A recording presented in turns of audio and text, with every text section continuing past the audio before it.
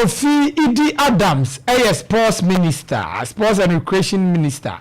Na honorable in some way at to draw as to say, yeah, the supporters, copium, war kappa, basso, war, US, Mexico, and Canada.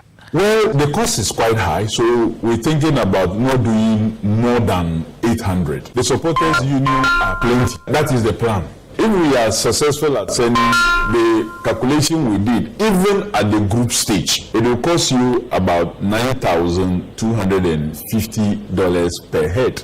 Even at the group stage. Are the funds because contributing anything to this amount? Well, they have to pay for their visa fee, of course. That should be their contribution. They also have to find something to feed themselves, because I've made it very clear. We're not going to, a lot of people have come to the ministry looking for feeding contracts and what have you. I say we don't have anything. So you are sending 800, hoping to send 800 people. That's they pay their air ticket and their hotel and their air tickets, accommodation, their ground transport, and we are also arranging, of course. And this is roughly $10,000 per head. Yes, roughly $10,000 per, not up to 10,000. It could be less. So it's 90 to 100,000 cities. Let's assume that by May we realize that maybe 500 Ghanaians have money to go. Can I face my question? If those 500 people have said they are going, then you can say, we want to organize you when you get to the US to help you as a state, because most countries funds will go on their own. So why do you have to spend 9,000? So what we are saying is just the same as organizing Ghanaians there. What I'm talking to you about is that we have had supporters unions that have existed over the years. We are in a reset government. So we are resetting things. So that is the fact that over the years doesn't mean continue. It's why I am Media, Honorable Kofi Adams, Sports and Recreation Minister, Erikotuja, supporters of Modi Omo Eko Workup no, and Speaker of Parliament, Right Honorable Alban Bagbe. Now, also Otto Addo send some Speaker Nano Tumkaka. You are making substitution. When you bring a goal down for quite a long time, and when it was visible that the center was so holding because people were tired and you had substitute, you waited till the last minute. This is unpardonable. You only do that when you want to manage time and you are leading. When you are leading, you are winning. Then getting to the last minute, you manage time and use that to change and disorganize your opponents. So by the time they get up, time is up and then you win. I played football before. When you have a short striker in front, the first measure is the speed of that striker as against the defenders. Then you know how to spin the balls and which direction to spin the ball for that striker to go and pick. What happened yesterday is no coaching. I'm telling you, I know why I'm doing this. The money that KGL is spending and the money that some of us spend in football, we are very concerned about it. You saw our lone striker up front. One of the strikers, as you know, is our star now, playing in UK.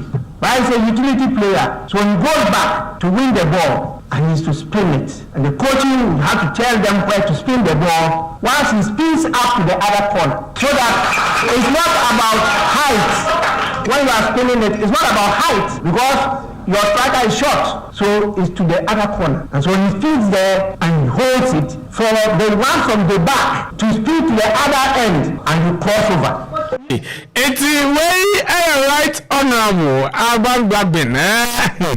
This no ebi no na emra be to just say na cry na umachi and to just say Ghana's coach Otto Addo FM penifo no atom kwanta apa na Otto Addo stars kakra ono so the second stint by about 22 games onya 8 wins 5 draws 9 losses 35 goals scored. Yes, 28 in the Tiano.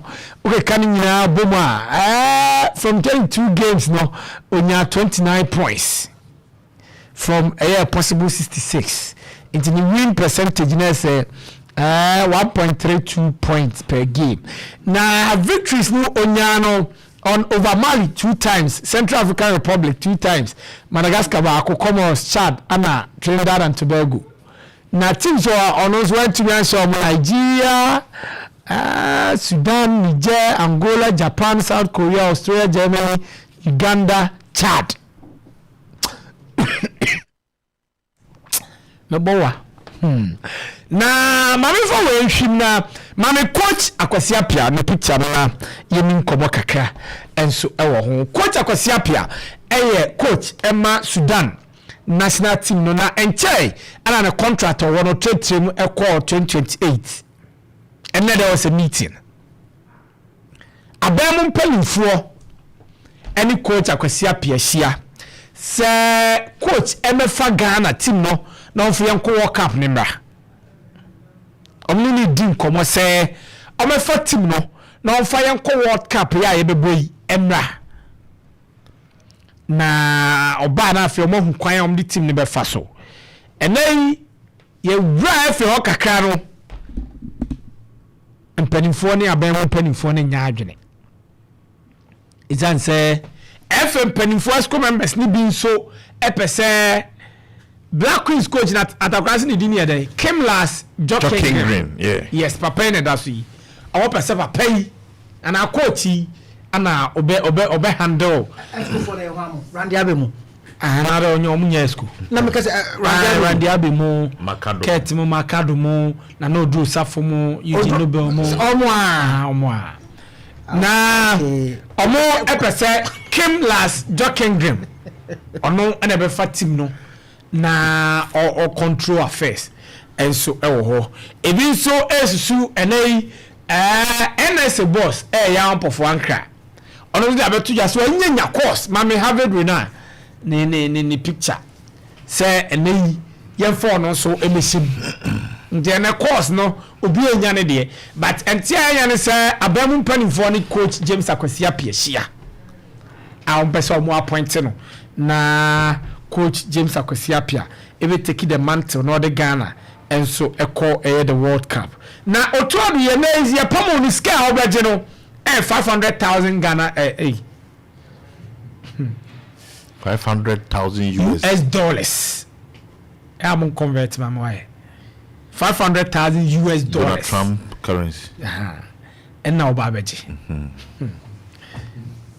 Ntino any that na my stars never cat years so Kreku since or take over in 2019 coach sa omo abeye adwuma no coach CK Akono by January 2020 ye pamo no September 2021 Milovan Rajevac by September 2021 ye pamo January 2022 Otto Addo the first instance no by February 2022 ye pam ono akra se adwuma no nya biem no koye after World Cup in December 2022 Chris Hilton also by February 2023 na also there's a January 2024 ne pam na fei efe na de batu dwa say omo criteria omo pese omo he na ye defy next Black Stars coach na niko mame criteria no na me de ascend or say then potential head coach should be a proven winner in coaching top men's national team or football club. 2, must have a football philosophy that aligns with the GFA or complement our DNA. DNA. DNA. Must hold the highest football license in the world with over 15 years of coaching experience.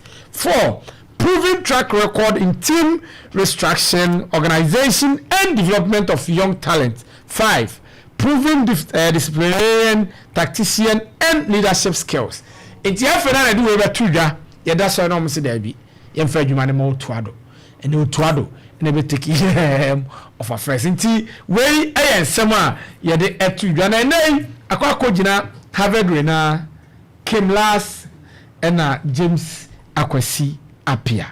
Ti wemo na coachisa omo se mpanifo be yimu ba ko na aba na opum so radio ne ne ebisa se hwan na yemfa no adwuma no yemfa emanenti join live on Facebook sisi a che wadwen ewo comment section nim na ye nyina ni dwuma no emfa emumti mame kwa beja fo atakra Eugene boko Obadera Daroma repacho bibia e boko bibia e boko 7 minutes mamintio in the next 7 minutes mame for 2 minutes nya de BCC ne one time tino me da say unum say ene you draw down the curtains for national team football ene international break ne be konne every year but ene kro ye region yewo nations bi a ye hwe ni mu say after long